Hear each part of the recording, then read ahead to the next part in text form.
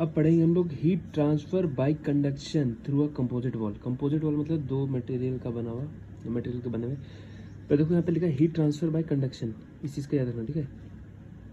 Okay, देखो पहला भी क्या था, कंडक्शन था। कंडक्शन का मतलब पता ही है ना कि मतलब टच होकर निकलता है हीट।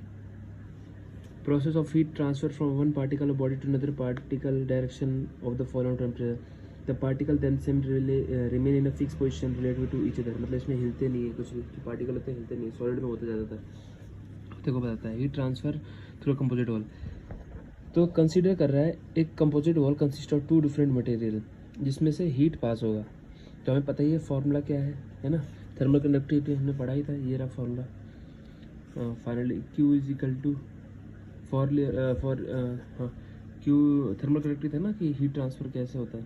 तो क्यू इज इक्वल टू ये हो गया के thermal conductivity area sir temperature और ये उसका थिकनेस। तो इसी तरीके से फाइनल ये था हमारा रेट ऑफ हीट फ्लो में भी also return as Q is equal to T1 minus T2 upon में एक्स अपॉन में के, ठीक है। और तो यही चीज़ है।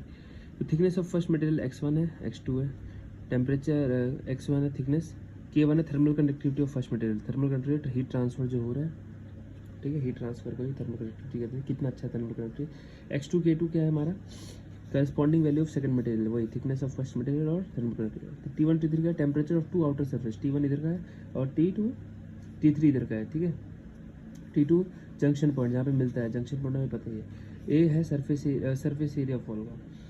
तो under study condition the rate of heat flow is given by Q is equal to T1 minus T3, T1 minus T3 देखो लिखा है टेम्परेचर, टेम्परेचर है T1 क्या है हाइयर टेम्परेचर, T2 क्या है लो टेम्परेचर। तो हाई से हमेशा लो पे जाएगा, ये तो पता ही है।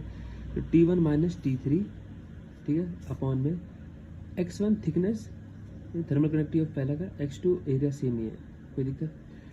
इसको करने पे हमारा T1 minus T3 some of हो गया इन दोनों का x, हम दोनों का कर लेते हैं, और अपॉन में k थर्मल कंडक्टिविटी होगा, दोनों का हो जाएगा, सम हो जाएगा, ठीक है। सम ऑफ सबका हो जाएगा और एक।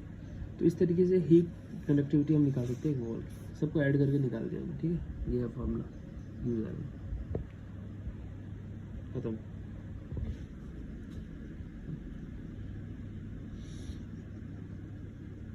जंक्शन पॉइंट, ठीक है, T2 अपना जंक्शन पॉइंट है।